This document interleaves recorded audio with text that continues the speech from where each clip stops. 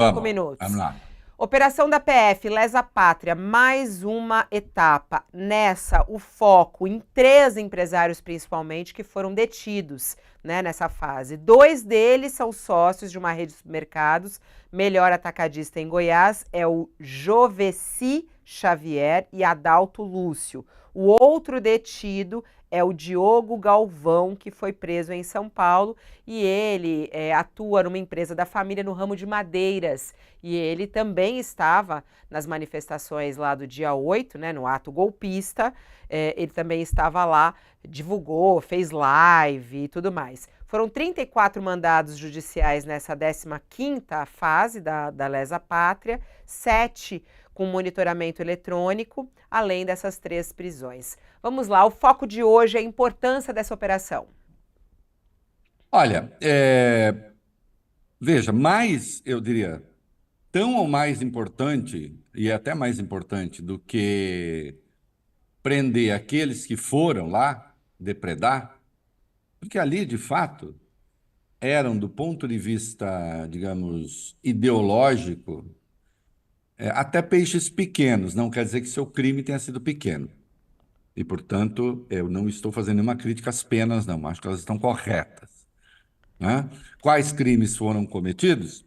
Atentado ao Estado de Direito, tentativa de golpe de Estado, organização criminosa. Portanto, as penas estão corretas e, a rigor, são até brandas, porque uma coisa é preciso dizer, né? Bolsonaro, lá pedindo anistia para si mesmo, né? Diz que as penas eram absurdas. É bom que você saiba e é bom que você conte para o grupo bolsonarista da sua família, todo mundo tem, né? Que as penas, na verdade, estão ficando ali pela metade do que poderiam ser. Quando você considera as penas pelo topo, está se aplicando mais ou menos a metade, né? Considerando que depois tem a progressão da pena, essas pessoas não vão ficar presas 14 anos, 15 anos, né? Ficar presas muito menos tempo. Por algo de uma gravidade inédita. Nunca aconteceu, nunca tinha acontecido isso no Brasil. É bom ficar claro, nunca tinha acontecido. Foi a primeira vez que você teve um assalto aos 3 poderes, a sede dos 3 poderes ao mesmo tempo. Mas voltando, de qualquer modo, essas pessoas na organização, elas são a ponta, né? Quem vai executar ali. Agora, quem planeja, quem financia, eu diria, merece um agravo da pena, meu juízo. Porque esses, além de tudo, nem correm o risco, muitos deles, né? Um ou outro foi ali e tal, mas tem gente que financiou e não foi, né? Como diria Padre Vieira, esses não têm nem a coragem de correr o risco, deixa que os outros corram. Além de tudo, somam aos crimes também a covardia. Então, chegar aos financiadores, que é uma das etapas, porque depois tem, e até agora não se chegou ainda, né? Depois tem aqueles que planejaram isso tudo. E é nesse momento do planejamento que 2 investigações vão se imbricar, vão se cruzar, que é a do golpe, uma delas, a do golpe propriamente, aquela que está sendo conduzida no âmbito do inquérito 4781, em que Bolsonaro e os generais estão envolvidos, né, e o seu entorno ali, e esses inquéritos, que são 3 do ataque do dia 8 propriamente, porque aí essas coisas se cruzam, que nós já sabemos que ainda antes de o Bolsonaro encerrar o mandato, já há evidências disso, o Mauro Cid já conversa com outro golpista sobre dinheiro, sobre financiamento de operação, um lá dos tais dos kids pretos, dos militares da Força Especial. Então, é fundamental que haja o cruzamento dessas 2 apurações, porque aí a gente vai ter o quadro, então, do que realmente aconteceu. Estamos numa fase agora, que é a turma que financiou, né, os empresários que financiaram. Se você olhar aí, certamente gente endinheirada, mas assim, não tem um grande empresário. Será que não teve? Não sei. É preciso ver. Eu tendo a achar que sim, eu tendo a achar que não é só o dono do supermercado, né? Que, aliás, né, eu até anotei aqui, o cara é dono de uma rede de supermercados no DF. Certamente está vendendo mais e lucrando mais agora do que no governo Bolsonaro, não é mesmo, senhora? Eu tenho a certeza disso, né? Eu tenho a certeza que até para o seu negócio, o senhor estava fazendo a escolha errada, né? Está vendendo mais agora. Mas, no entanto, estava lá financiando o golpe. Olha, criou-se, e o Bolsonaro incentiva isso, que é um dos lados nefastos dele, né? De algum modo, isso está na tese do Alexandre, de que nós vamos falar hoje. Criou-se um pouco a cultura do vale tudo, vá lá e faça você mesmo, porque você está apenas no exercício da sua liberdade. Essa palavrinha que a direita passou a usar, passou a manipular, eu diria com competência, porque, na verdade, competência do ponto de vista político e da trapaça, do engodo, né? Então, qualquer contenção que se lhe faça, em nome da lei e da lei democrática, isso atinge a minha liberdade. Então, eu estou aqui, um presidente foi eleito, eu não gostei do resultado e eu quero alimentar aqueles que estão lá pedindo a derrubada desse presidente e a intervenção militar. Note, isso já é crime em si. Isso já é um crime. Você não tem o direito de ter a opinião de que o presidente eleito não pode assumir. Ou então tem, no almoço de família. Você fica lá perturbando as vítimas que pertencem à sua família, coitadas. E fica lá defendendo o golpe de Estado com a boca cheia de macarrão. Pode fazer? Pode. Né? Espirra molho na camisa, faz aquele negócio. Aquela porcalhada. Agora, sair dali, ocupar espaço público, propor ação direta, ir para essa ação direta, aí não pode. E quem financia está cometendo o mesmo crime. Também é um ataque ao Estado de Direito, artigo 359-L. Também é uma tentativa de golpe de Estado, artigo 359-M. À medida que essas pessoas se articularam com funções determinadas com este propósito, você tem a organização criminosa. Basta ler qual é a definição de organização criminosa na Lei 12.850. Então, esses financiadores cometeram os mesmos crimes. Tenham ido lá ou não. Como é? Tenham ido e não participado ou não, né? Que a ideia do fui, mas não participei, eu fui, mas não quebrei nada. Eu só fiquei fazendo selfie, enquanto o Estado de Direito estava sendo aviltado e o golpe, e se tentava o golpe de Estado. A gente tem esse trecho. Vamos ouvir, Reinaldo, porque eu acho que é tão Vamos. importante, porque muita gente fala assim: não, mas eu não participei, eu só fui ver o que estava acontecendo. Vamos assistir bem esse trecho, que foi um flagrante aí da CPI do DF. Tem que ver para crer. Não, não é esse, é o outro trecho, que ele tá lá na CPI, não sei se a gente tem aí, Falando Diego. também por mim, não pelo meu sócio. Eu acho que é um outro que ele tá, que tem o deputado com ele, e aí ele fala, eu não estava na manifestação. Ele falou, quem é aí nessa foto? Não sei se a gente tem esse vídeo aí, eu acho que não, né? Eu tive 4 doações pequenas, que está aqui no meu extrato. O que o senhor chama de doação pequena? Uma de R$100, outra de R$110 e outra de R$1.000. Foram 3. Conheci o seu Rubens nesse dia lá, que é o proprietário do trio. Eu não o conhecia, nunca tinha visto ele antes. E uma roda de pessoas que eu não conheço, estava com esse cara e falando, porque o som é baixo, o som é pequeno, o carro é pequeno. E o Rubens falando, pois é, eu sou dono do Coyote, eu não sabia nem que era Coyote na época, no dia. Sou dono do Coyote, tal, e o meu som é o melhor do Brasil, e parará. Aí o pessoal começou a negociar com ele. Eu falei, não, moço, ajuda o pessoal, faz um preço melhor, é que eu sou comprador na minha empresa, certo? Eu sou comprador, eu sei comprar, eu sei. Não foi esse daí foi o Adalto, né? Foi o Jovessi que falou que não foi, e foi. O que aconteceu aí nessa declaração dele é que ele diz, inclusive, não, eu não financiei, eu só fui ajudar eles a pechinchar. São as desculpas que vêm, né? Por o fato de eu ser um Eu empresário. gosto, e você reparou, você sabe o que quer dizer a palavra sonsa, né? O sonso. O sonso é o falso inocente, né? O sonso é aquele que se finge de bobo, né? Como diz na minha terra, aquele que de bobo só tem um andado, né? Parece meio bobalhão. Então, assim, não sei, eu estava lá, e aí falaram assim, eu gosto também muito dessa frase. Aí falaram, você não quer ajudar a melhorar o Brasil? E melhorar o Brasil era o quê? Participar de uma conspirata, de um golpe de Estado, de um ataque aos seus poderes? É isso que é melhorar o Brasil? Não tem nada de inocente nessa história, né? Porque também tem uma turminha que começou no Brasil, inclusive alguns na imprensa, que vem com esse negócio, não, precisamos considerar que nem todo bolsonarista é golpista. Não, eu considero, eu sei que não é, ainda bem.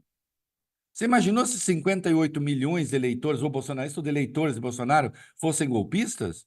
A gente está ferrado. É claro que os eleitores do Bolsonaro, 58 milhões, não são golpistas.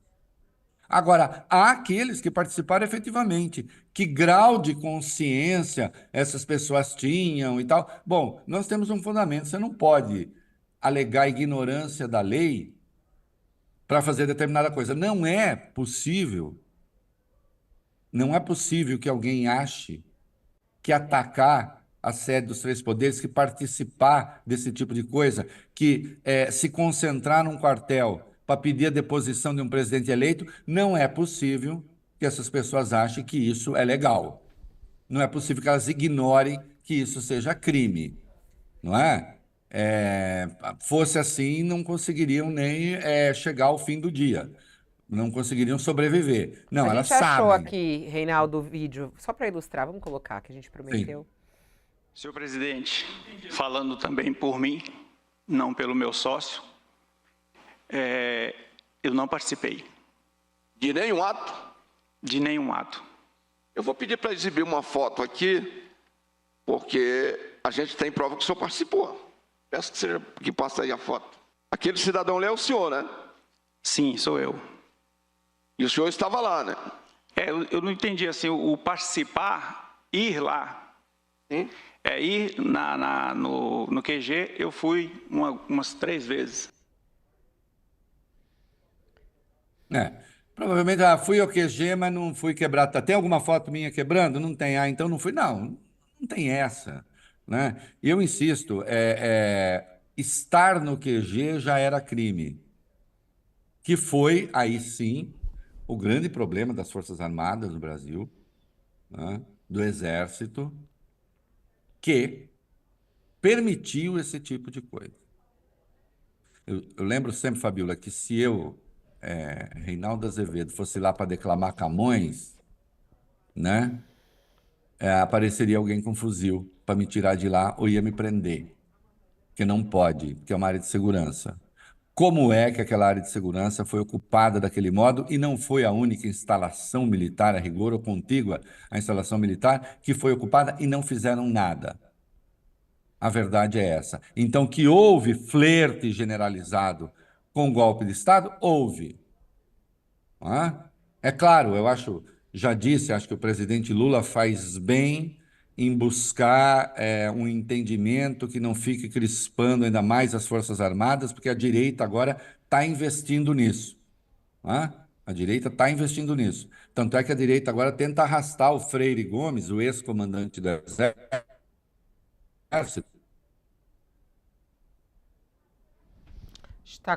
Teve um probleminha no áudio com o Reinaldo. Tá ouvindo? Opa, o microfone parou de funcionar. Seu áudio não tá vindo. Sua imagem tá vindo boa, mas seu áudio não. Fala um pouquinho, deixa eu ver. Alô, alô. Alô, alô? Agora voltou. Você estava Voltou? falando sobre afastar. Afastar não. Não foi afastar que você usou outra palavra. O Freire, Freire tá falando, Gomes, isso. Freire Gomes. Então você vê, o Exército, é claro que as Forças Armadas sabiam que estava em curso. Aqueles acampamentos jamais poderiam ter sido tolerados. Foram. Foram porque, de algum modo, houve um flerte na linha, vamos ver no que isso vai dar. Não é? Havia um ministro da Defesa que estava, a gente vê pela reunião de 5 de julho, irmanado no propósito do presidente de interromper o processo eleitoral, de intervir antes das eleições. Isso tudo está claro. Não há dúvida a respeito. Né?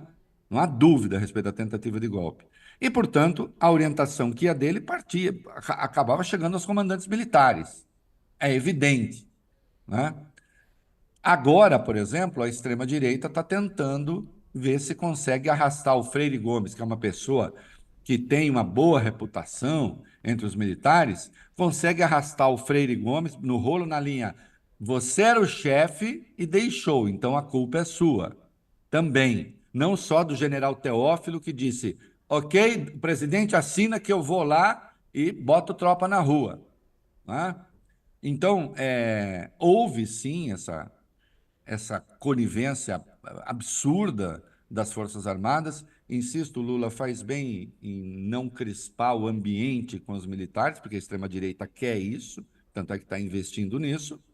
Agora, não dá para fazer de conta que não aconteceu o que aconteceu. E é isso que eles querem. Né? Agora, o Bolsonaro foi para a praça, por quê? Porque ele quer interromper o processo de investigação. É muito bom que essa operação venha na mesma semana, né? Começou no domingo com a intervenção, e hoje tem essa operação para dizer a investigação não vai parar. Não vai parar e nós chegaremos aos mandantes. Nós chegaremos àqueles que organizaram essa patuscada. E houve método naquilo. E houve gente especializada em promover desordem ali. Tá? Isso fica claro. Não era só um bando de Zé Mané, coisa nenhuma. Tá? Nós não podemos esquecer que nessa tentativa de golpe de Estado houve tentativa de atentado terrorista. Tentativa não, houve um atentado. É que a bomba falhou. Porque senão teria acontecido uma tragédia. Tentaram explodir um caminhão de combustíveis ao lado do aeroporto de Brasília. Não é? Na véspera do Natal. Eis essa boa gente cristã, né? Que bate no peito para dizer, eu sou cristão da tradicional família brasileira. Aliás, a extrema-direita em matéria de família tradicional realmente é um espetáculo. Né? Cada vez mais a gente vê que são homens realmente de famílias. Não é? Não, sou um homem de família. Não, um homem de famílias. Algumas famílias conhecidas, outras nem tão conhecidas assim. Casam várias vezes, né? Acreditam tanto no casamento que casam várias vezes, né? Até casar várias vezes, ok. Eu só casei uma, mas eu tenho um monte de amigo que casou várias vezes. O problema às vezes, é o mercado paralelo, né? Aí vamos ver. Ô, Reinaldo, outro ponto importante, né? Você falou sobre essa operação, até no comunicado da Polícia Federal de hoje, da operação de hoje, eles dizem, né? A operação Lesa Pátria é permanente, eles escrevem. É permanente, vai seguir atuando. E teve um outro ponto que eu achei interessante. Hoje o foco é nos financiadores. Então, esses dois grandes empresários. E aí a gente lembra a situação dos QGs, né? Porque assim, não era um acampamento ali qualquer. Não, gente, tinha restaurante, tinha lanchonete 24 horas, tinha caixa d'água para abastecer para os chuveiros, vários banheiros químicos, quer dizer, uma grana 5 cozinhas ali. profissionais. 5 cozinhas profissionais. Isso. Cozinhas profissionais, industriais. Então, assim, grana que tinha nos QGs. E fora isso, o prejuízo ao patrimônio público do 8 de janeiro. No comunicado da Polícia Federal de hoje, eles falam que o valor, né, o prejuízo ao patrimônio público brasileiro pode chegar a 40 milhões de reais. E na determinação de hoje, eles também deixaram indisponíveis os bens e ativos e valores dos investigados. Então, esses empresários, além de terem sido presos, eles também estão com os bens bloqueados por conta desse prejuízo aos cofres públicos. E faz muito bem, atenção, nós não podemos tratar esses crimes como coisas corriqueiras, assim, não aconteceu nada de muito grave. Não, é muito sério. É muito sério, das coisas mais sérias da República. Articular um golpe de Estado, o que é que pode haver de mais grave no caso da democracia do que a tentativa de um golpe de Estado ou, eventualmente, um golpe de Estado realizado?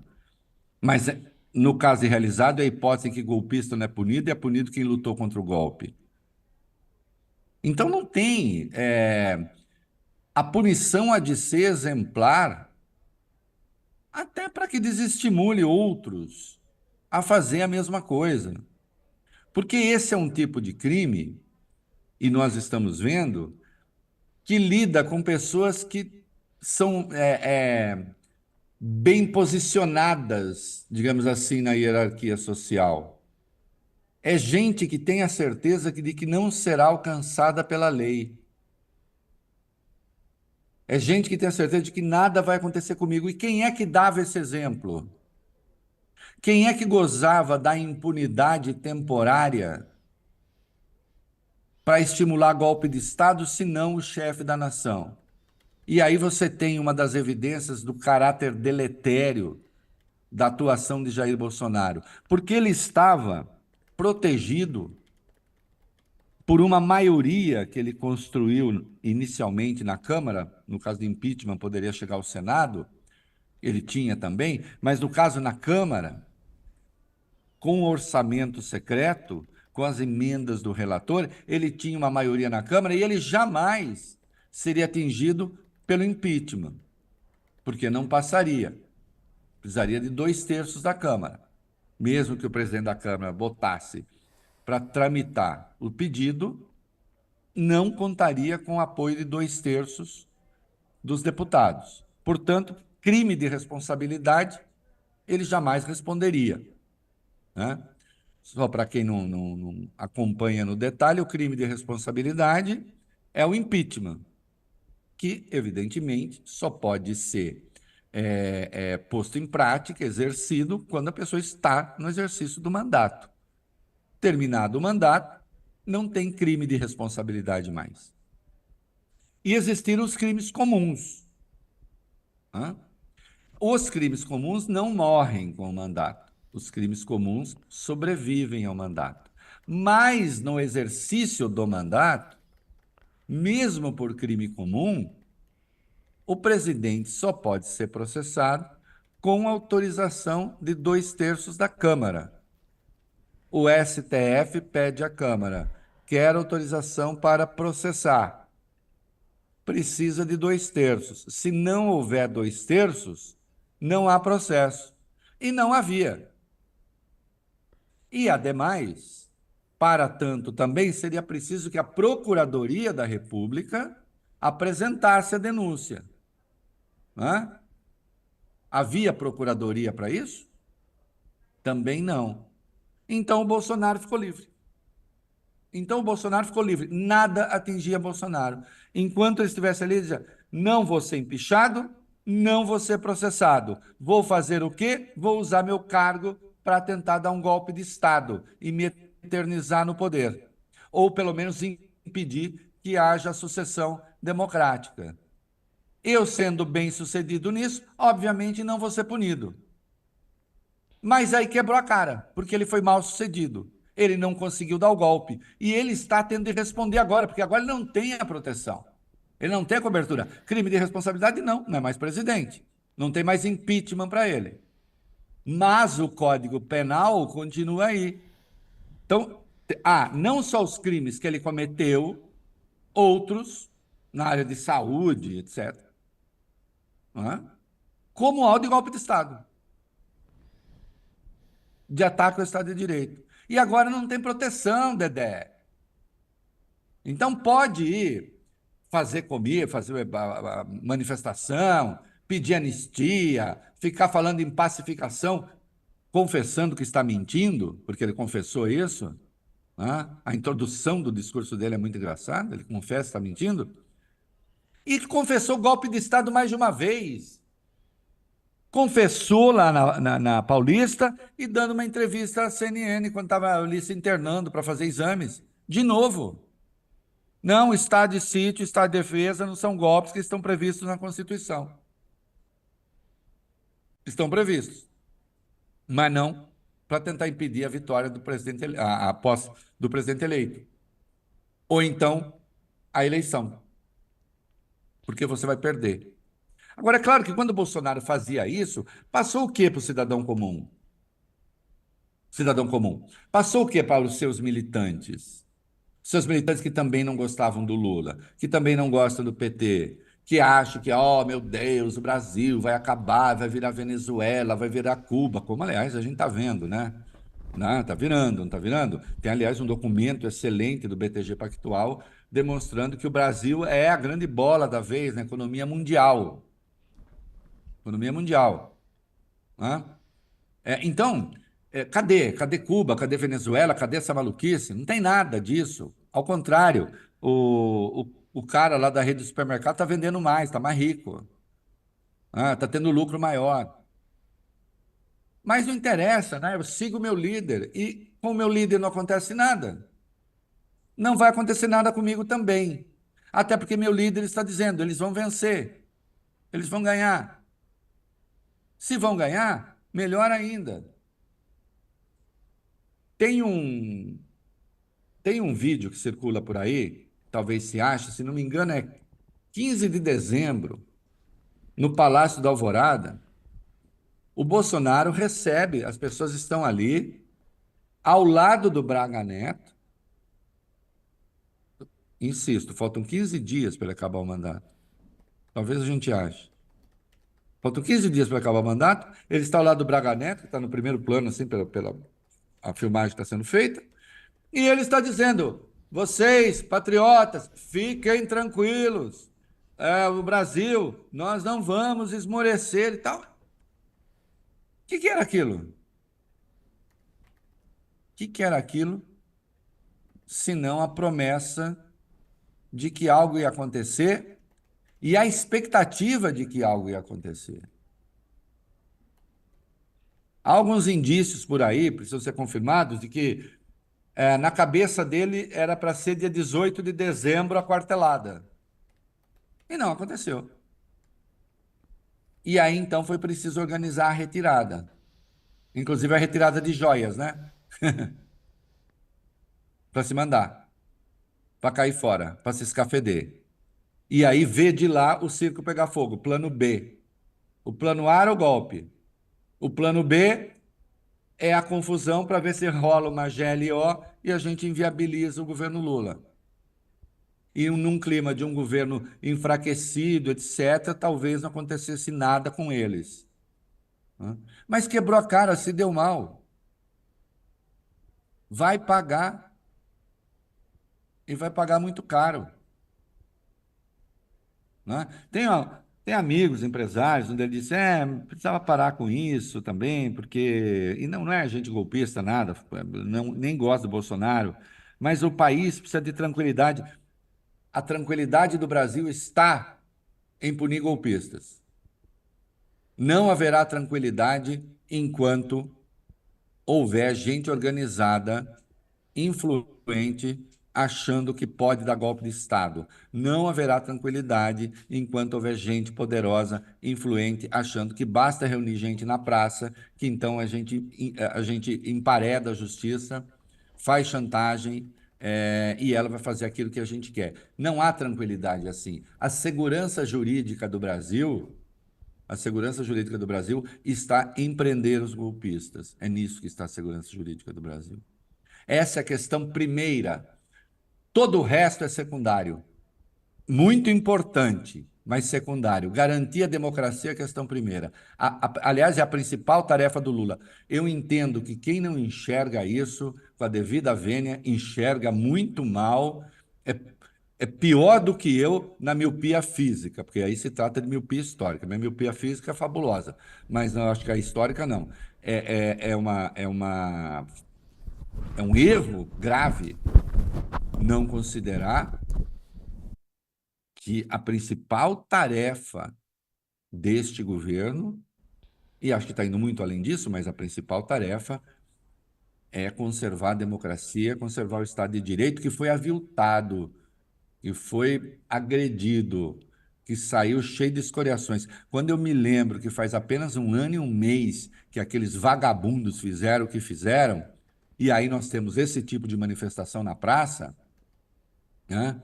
Nós temos um pastor Malafaia lá, no papel de político, porque aquilo não é coisa de pastor, gritando que Supremo é o povo, atacando o Supremo Tribunal Federal na prática e repetindo o mote daqueles que estavam quebrando o Supremo, porque quando estavam quebrando o Supremo, frases que se ouviam eram sinônimas de Supremo é o povo.